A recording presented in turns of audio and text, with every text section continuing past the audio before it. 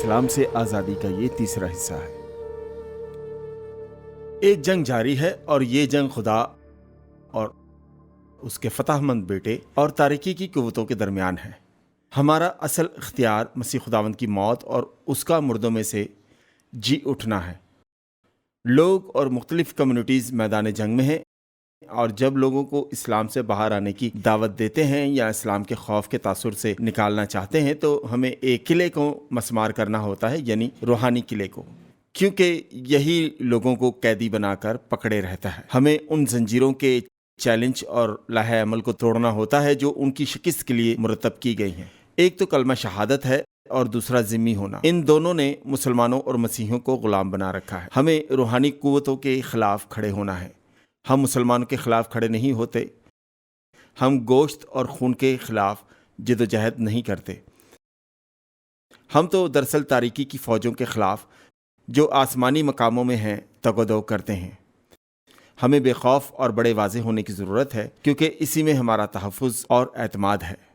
اس خدمت میں جن آیات کو میں بڑا اہم سمجھتا ہوں وہ کلسیوں کے باب 2 کی 13 سے 15 آیات ہیں۔ ان میں یوں تحریر ہے: اور اس نے تمہیں جو اپنے قصوروار اور جسم کی نامختونی کے سبب سے مردہ تھے اس کے ساتھ زندہ کیا اور ہمارے سب قصور معاف کیے، اور حکموں کی وہ دستاویز مٹا ڈالی جو ہمارے نام پر اور ہمارے خلاف تھی، اور اس کو صلیب پر کیلوں سے جڑ کر سامنے سے ہٹا دیا۔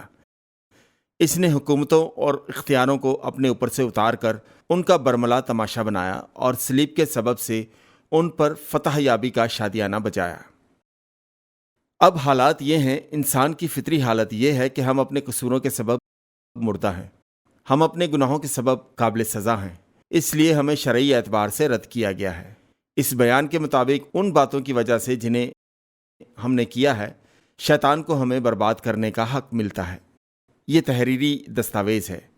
پولس رسول فرماتے ہیں کہ جب ہمارے گناہ معاف کیے جاتے ہیں تو ہماری تمام سزا مٹائی جاتی ہے، ہمارے خلاف تحریری حکم ختم کیا جاتا ہے۔ حقیقت تو یہ ہے کہ اسے صلیب پر جڑ دیا جاتا ہے۔ ہمارے خلاف تمام چارجز صلیب پر کیلوں سے جڑ دیے جاتے ہیں، اور یوں ہمارے لیے آزادی کا اعلانیہ اعلان کیا جاتا ہے، یعنی شیطان اور تاریکی کی تمام قوتوں اور اختیار کو دور کیا جاتا ہے۔ یوں ہم پر ان کا کوئی اختیار نہیں رہتا۔ اس کے علاوہ کیا کیا؟ خدا نے ان کا برملا تماشا بنایا، صلیب کے وسیلہ ان پر فتح پائی۔ وہ رومیوں کی فتح کے مارچ کی تصویر پیش کرتے ہیں کہ وہ دور دراز کسی دشمن سے جنگ کرنے کو جاتے، جیسے سیلٹ میں جرمن اور گول لوگوں سے، پھر فتح کے بعد وہاں کے لیڈرز کو ساتھ لاتے اور پھر وہ انہیں روم کی گلیوں میں لے کر گزرتے، جہاں بے شمار لوگ انہیں دیکھنے کے لیے نکل آتے۔ تب وہ کہتے، دیکھو ہم نے فتح حاصل کر لی ہے۔ اب وہ لوگ کیسے مسکین نظر آتے ہیں، وہ شہنشاہ کی قوت کے آگے جھک گئے اور فتح کھا گئے۔ اس ضمن میں تاریکی کی قوتیں اپنی قوت اور اختیار سے ہمیں قبضہ میں لانا چاہتی ہیں، جن پر صلیب کی بدولت فتح پائی جا چکی ہے اور وہ شکست کھا چکی ہے۔ میرے خیال میں یہ خدمت لوگوں کو ذمی بننے اور شہادت سے آزاد کر رہی ہے، یعنی مسیح کی صلیب پر شہادت اور ذمی ہونے کو کیلوں سے جڑ دیا گیا ہے، اور اعلان کیا جاتا ہے کہ ان کی قوت کو توڑا جا چکا ہے اور خدا کے فرزندوں پر ان کا کوئی روحانی حق نہیں۔ ان معاہدوں کے متعلق خاموش رہنے کی میں مذمت کرتا ہوں۔ ان کے متعلق میں ایک وجہ بتاتا ہوں۔ میں اسے روشنی میں لانے اور کہنے سے باز نہیں رہتا۔ دیکھیے، یہ ہے جسے خداوند مسیح نے صلیب پر ختم کیا۔ اب ہم پر اس کا اثر باقی نہیں، اس لیے ہم اعلان کرنے کا حق رکھتے ہیں کہ اپنی آزادی کی بات کریں۔ اب میں قبضہ میں رکھنے کے تصور کے متعلق بات کروں گا۔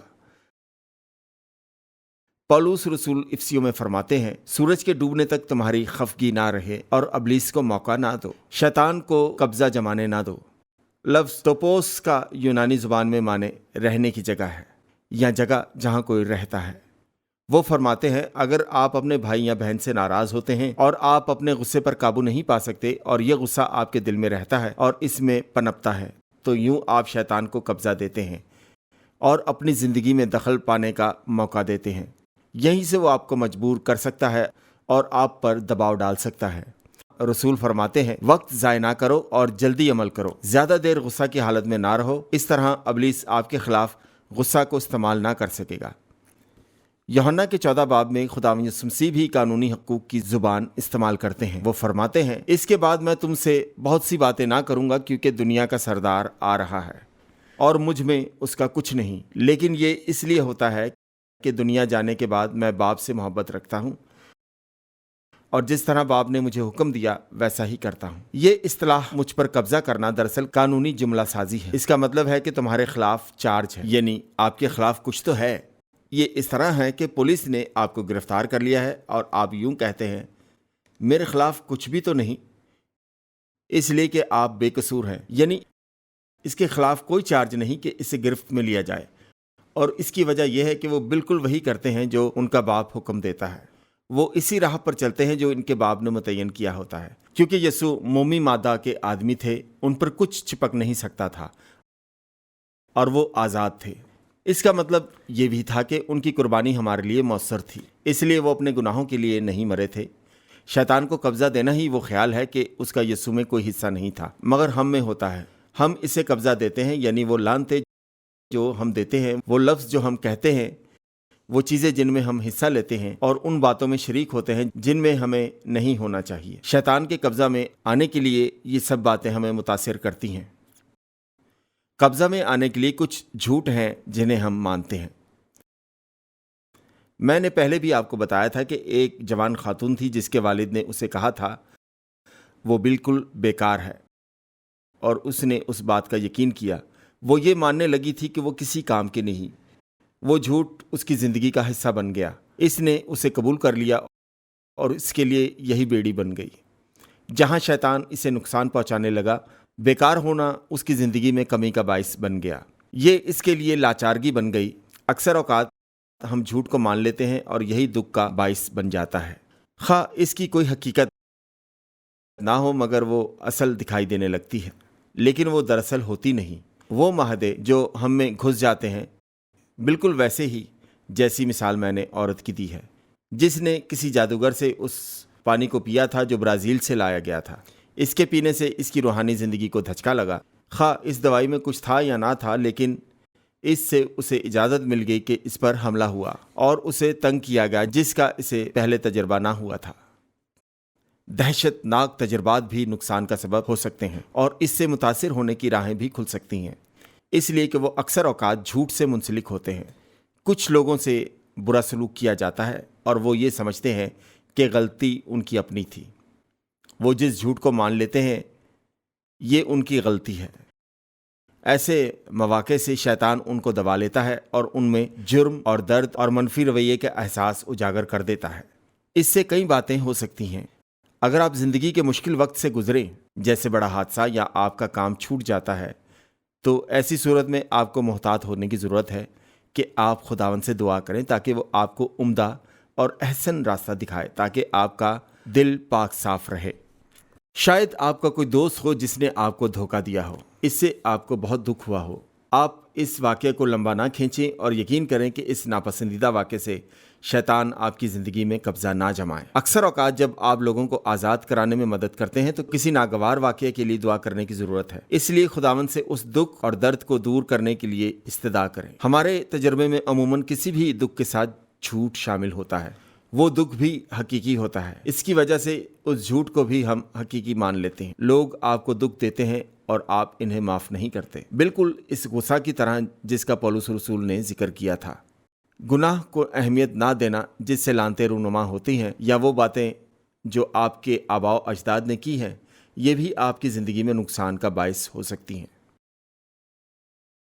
میں تھوڑا سا اس کے متعلق اور بتاؤں گا۔ یہ شہادت اور ذمہ ہونے کے متعلق اہم ہے، کیونکہ یہ نسل در نسل معاہدے ہوتے ہیں۔ یہ معاہدے نسل در نسل قبضہ رکھنے کا دعویٰ کرتے ہیں۔ مغرب میں ہم اسے آسانی سے سمجھ نہیں سکتے، اس لیے کہ ہم بڑے منفرد پسند ہیں۔ ہم تھوڑی دیر میں دیکھیں گے کہ کلام مقدس اس کے متعلق کیا کہتی ہے۔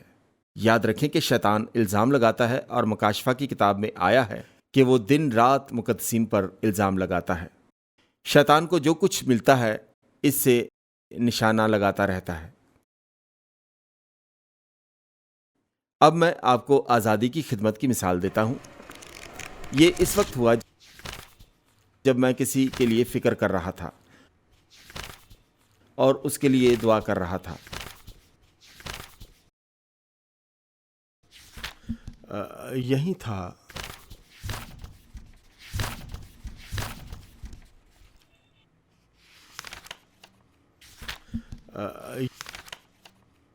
ہاں، مل گیا۔ ایک دفعہ میں ساؤتھ افریقہ میں ذمہ ہونا پڑھا رہا تھا اور لوگوں کی آزادی کے لیے دعا کر رہا تھا۔ سیمینار کے بعد ایک ساؤتھ افریقی خاتون میرے پاس آئی۔ اس کو 10 سال پہلے مسلمانوں کا ایک دہشتناک تجربہ ہوا تھا، تقریباً 10 سال پہلے۔ مقامی سیمنری کی درخواست پر اس کے خاندان نے 2 افراد کی مہمان نوازی کی جو اپنے آپ کو مسیحی کہتے تھے۔ یہ بہت مشکل اور نقصان دہ تجربہ تھا۔ یہ مہمان بہت ہی جبار نکلے اور ان کا اور اس کے خاندان کا مذاق اڑاتے رہے۔ اگر آپ ذرا تصور کریں، انہوں نے اسے دیوار میں دھکیل دیا اور اسے سور تک کہا، بلکہ انہوں نے اس پر تھوکا اور پھر چلے گئے۔ اس نے عربی زبان میں کاغذ کے چند پرزے دیکھے جو دراصل عربی میں سارے گھر کی ہر جگہ کے لیے گالیاں لکھی تھیں، بلکہ کتابوں میں بھی یہی کیا ہوا تھا۔ اس عورت اور خاندان نے کلیسیا کے پاسبان سے مدد چاہی، لیکن کوئی بھی اس کی بات نہیں مان رہا تھا۔ آخر کار ان مہمانوں کے لیے دوسرا گھر کرائے پر لے کر خاندان نے ان سے جان چھڑائی، جس کا کرایہ بھی انہیں خود ادا کرنا پڑا۔ اس عورت نے کہا، اس وقت ہم مالی طور پر، روحانی طور پر، جذباتی طور پر اور جسمانی طور پر ٹوٹ گئے۔ میرا اپنی ذات سے اعتماد اٹھ گیا۔ میں سمجھتی تھی کہ میں کسی کام کی نہیں، کیونکہ انہوں نے مجھے بڑا ذلیل کیا۔ اس لیے وہ اپنے آپ کو بیکار سمجھنے لگی۔ تاہم ان کی باتیں اس کے لیے بڑی سخت تھیں اور خوفناک بھی تھیں، اور اس پر تو ایک سایہ سا پڑ گیا۔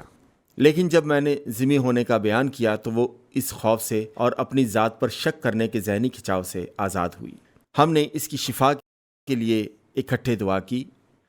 وہ بالکل شفا پا گئی۔ پھر اس نے کہا، میں اس ملاقات کے لیے خدا کا شکر کرتی ہوں۔ میں عورت ہوتے ہوئے خود کو خداوند کی خدمت کرنے کے اہل سمجھتی ہوں۔ اس نے پھر خداوند کی تمجید کی۔ بعد میں اس نے مجھے لکھا، ہم اب بھی خدا کی خدمت کر رہے ہیں اور پہلے سے زیادہ خداوند کو پیار کرتے ہیں۔ ہم نے مسلمان ثقافت اور ایمان کے متعلق بہت کچھ سیکھا ہے۔ ہم آپ کی تعلیم سے مضبوط ہوئے ہیں اور کہہ سکتے ہیں کہ ہم خداوند کی محبت سے مسلمانوں کو پیار کرتے ہیں۔ ہم اپنی زندگیوں کی مثال سے بتائیں گے کہ خداوند یسوع مسیح ان میں سے ہر ایک سے محبت کرتا ہے اور اس کی زندگی بدل جاتی ہے۔